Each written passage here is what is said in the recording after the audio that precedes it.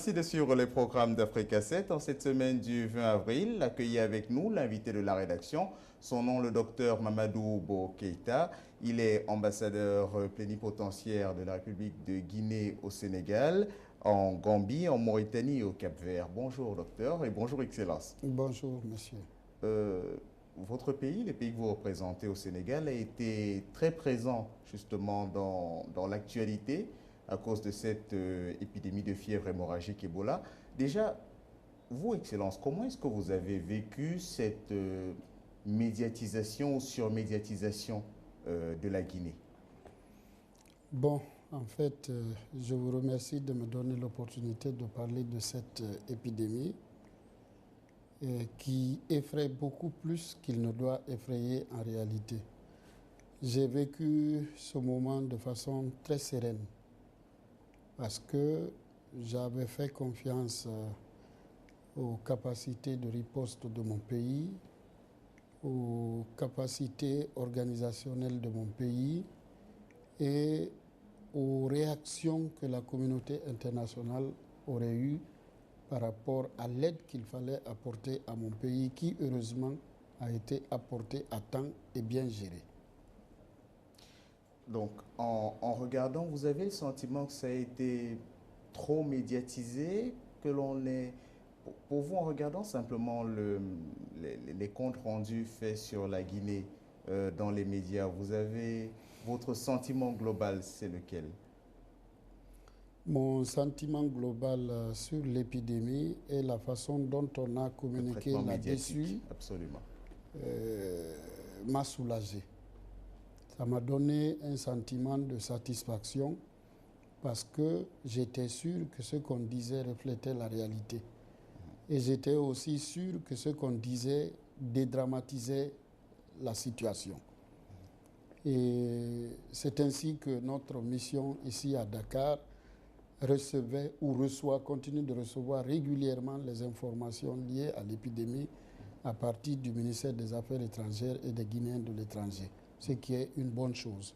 Et des informations qu'on reçoit du ministère, nous les partageons avec non seulement le personnel lors des réunions statutaires hebdomadaires, mais aussi avec la communauté guinéenne présente à Dakar. Alors justement, vous parliez des informations que vous recevez du ministère des Affaires étrangères. Monsieur Mamadou Fall, qui est le ministre des Affaires étrangères de la République de Guinée, a eu l'occasion de communiquer et d'être cité par des médias internationaux, mais on constate qu'il y a un écart dans les bilans qui sont communiqués. Certains affirment qu'il y a un peu plus de 105 personnes qui ont été infectées. On donne 100 morts à certains endroits.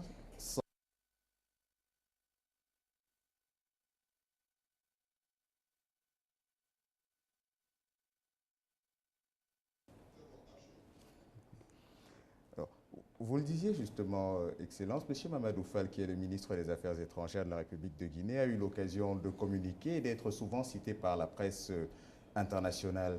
Et on constate un certain écart. Certains parlent de plus d'une centaine de cas, 105 à peu près, et 100 morts. D'autres parlent de 110 cas confirmés et 100 morts. Quels sont les chiffres à votre niveau que vous avez par rapport à la situation sur place en Guinée? Selon les dernières informations que nous avons reçues, c'est qu'il y a 134 et un peu plus de cas suspectés sur lesquels il y a 101 morts jusqu'ici. Il y a les différences dans les communications parce que simplement les sources sont différentes.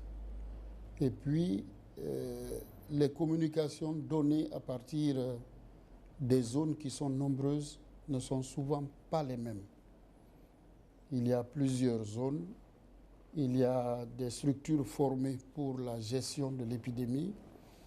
Ces structures peuvent donner, une structure de cette gestion peut donner une information qui peut ne pas être la même qu'une autre structure.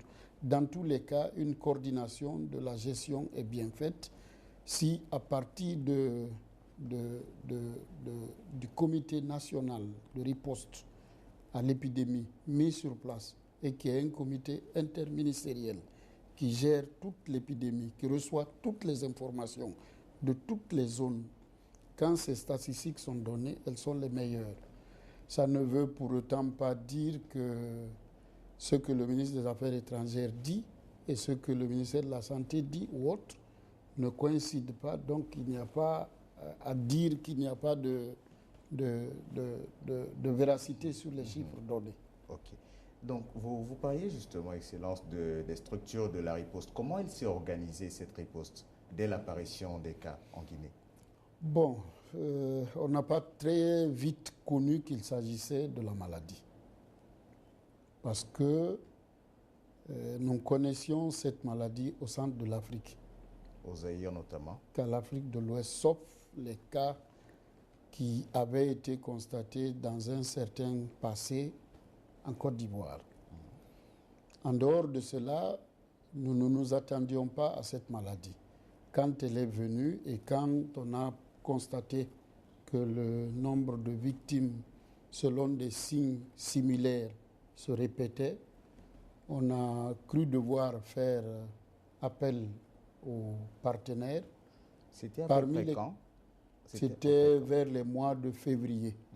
Vers les mois de février qu'on avait fait appel aux partenaires, parmi lesquels ça me plaît de dire que le Sénégal figure. À l'aide donc des analyses au laboratoire, nous avons pu savoir qu'il s'agissait de la fièvre Ebola. Et donc, il a été mis tout de suite sur place un comité de crise au niveau du ministère de la Santé. Quand on a après su que les zones s'étendaient d'une partie à une autre de la Guinée, c'est-à-dire de Guéguédou à Macenta, de Macenta à Kizidougou, ainsi de suite, nous avons mis dans toutes ces préfectures considérées comme des zones de contamination des comités de crise pilotés par les autorités préfectorales de la place. Et puis après, il s'est mis en place un comité interministériel de la gestion de l'épidémie et les partenaires se sont unis autour du ministère de la Santé pour la bonne communication relativement à l'état de traitement, à l'état de contrôle, à l'état d'évolution de la maladie. Si bien que aujourd'hui, vraiment, les informations données sont les informations qui correspondent à la réalité sur le terrain. Pour nos téléspectateurs, justement, est-ce que vous pouvez revenir un peu sur l'organisation administrative, le découpage de la Guinée, pour qu'on puisse visualiser combien de zones à peu près ont été touchées? Les zones touchées sont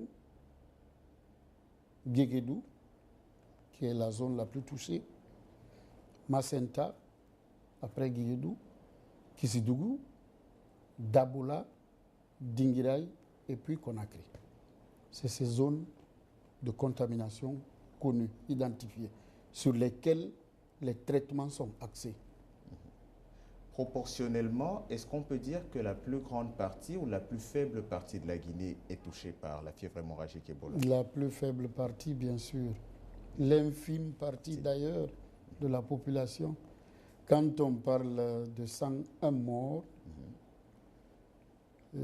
c'est un chiffre grand. Pourquoi? Parce qu'on regrette toujours les pertes en vies humaines. En Guinée, il y a 33 préfectures. Sur les 33, 6 seulement sont intéressées par cette épidémie. Je les ai cités tout à l'heure. Il s'agit de Guéguédou, de Macenta, de Kizidougou, de Dabola, de Dinguiraye et de Conakry. Il y a 8 gouvernorats. Sur les 8 gouvernorats ne sont concernés par cette épidémie, par la contagion, que 2. Le gouvernorat de Zérékouré et le gouvernorat de Farana. Conakry étant une zone spéciale qui constitue évidemment à cet égard un gouvernorat. Il a un gouverneur, mais c'est une zone spéciale et il ne s'agit que de la seule ville de Conakry. Ok. Vous avez dit qu'il y a un comité global de réponse. Oui. C'est au niveau national. Oui. Et l'organisation de ce comité, donc, dans les localités, comment il est réparti? Comment il est décentralisé? Il y a un comité de crise au niveau de chaque préfecture atteinte par l'épidémie. il y a un comité national de riposte à la maladie, à l'épidémie, qui est situé au niveau du ministère de la Santé. Dans ce comité figurent tous les partenaires techniques qui aident le pays à la lutte contre l'épidémie. Et puis, il y a un comité interministériel de gestion de l'épidémie qui est à la fois une assistance sociale, une organisation politico-administrative érigée par le gouvernement à l'effet de cette lutte contre l'épidémie et qui est présidée par la ministre des Affaires sociales. Alors, parlons de l'épidémie en elle-même. Comment, d'après les informations que vous avez eues, comment la population guinéenne s'est comportée en fait face à cette épidémie une fois que ça a été évoqué? En fait, la population au départ a été paniquée parce que la communication qui en était donnée n'était pas suffisante. Mais depuis, cette correction relativement à la communication a été faite. Et puis, le comportement à adapter par rapport à l'épidémie a été donné par les structures de la gestion de l'épidémie que je viens de citer.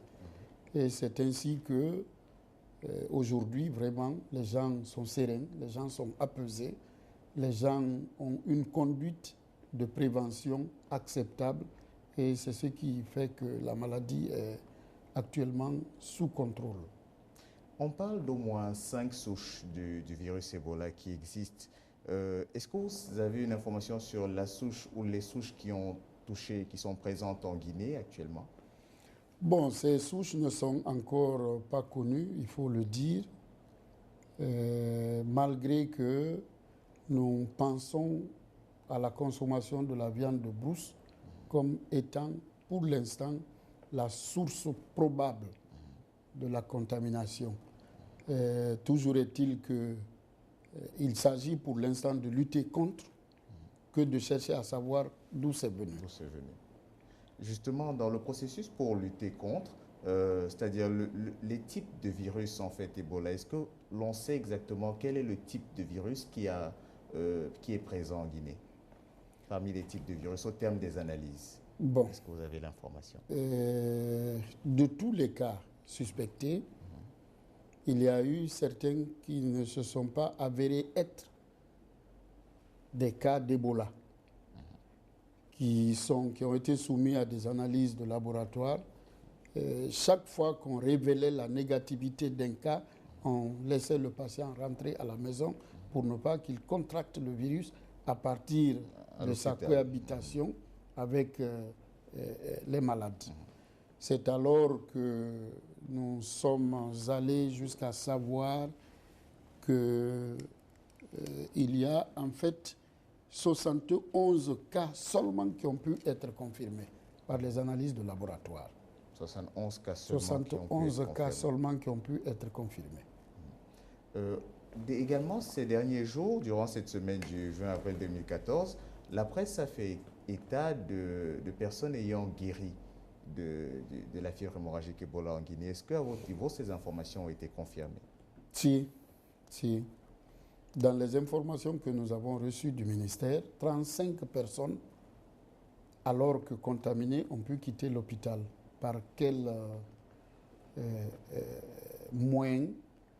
Certainement qu'il y a un peu de mystère qu'on peut ajouter à ce cas de soins, à ces cas de soins, je disais, mais il y a aussi que les réactions ont été promptement données, les mesures d'hygiène et de santé ont été respectées, et la réhydratation, puisqu'il faut réhydrater les malades quand ils viennent. Ces opérations de réhydratation ont été bien faites de manière à ce qu'on a pu sortir ces 35 personnes de la contamination. Ce dont on peut être vraiment ravi. Comment est-ce que vous vous êtes organisé également ici avec la communauté guinéenne vivant au Sénégal? Bon, nous avons convoqué une réunion quand on a senti le besoin de le faire, ici à l'ambassade même. C'était à peu près quand? C'était le dimanche passé. Au cours de laquelle réunion, nous avons donné les informations à notre possession par rapport à la maladie. Les façons par lesquelles on peut être atteint de la maladie, c'est-à-dire les contacts physiques. Et puis après, on a dit aux gens la sérénité qu'ils doivent avoir relativement à l'épidémie en les apprenant à se comporter pour éviter de contracter la maladie et pour qu'ils envoient des messages à leurs parents au pays pour leur dire que nous sommes de cœur avec eux et nous sommes disposés à tout partager par rapport à cette épidémie avec les ressortissants au pays. Et nous avons décidé de mettre en place une chaîne de solidarité que nous sommes en train d'animer, de gérer pour que, à temps utile, nous puissions penser au pays. Assez souvent, pour le dire trivialement, on est en Afrique, c'est-à-dire quand il y a une épidémie, quelquefois on a tendance à se dire il y a un côté mystique dans la chose. Est-ce que par rapport aux informations que vous avez eues, également il y a eu cette réaction en Guinée? Bon, il faut se dire que quand il y a autant un malheur qu'un bonheur, il y a toutes sortes de rumeurs qui courent dessus.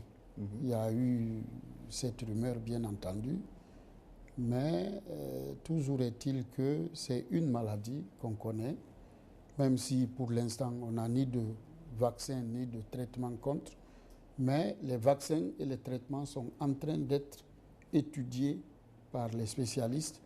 Et puis, quand ils auront trouvé des solutions adéquates, ils vulgariseront les solutions et les hôpitaux se serviront de ça pour guérir les maladies ou pour prévenir les épidémies pareilles. Mais il y a eu effectivement, comme vous le dites, la rumeur sur le caractère mystique de l'épidémie.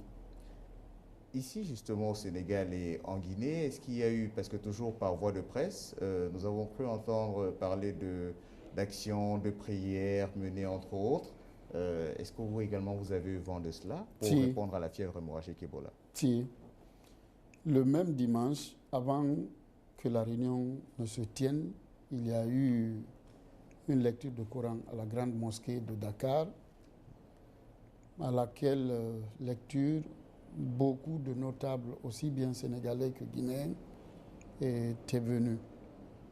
Et en bon musulman, quand on a un problème, quel qu'il soit, on invoque des prières à Dieu, on fait des prières à Dieu pour qu'il nous vienne au secours.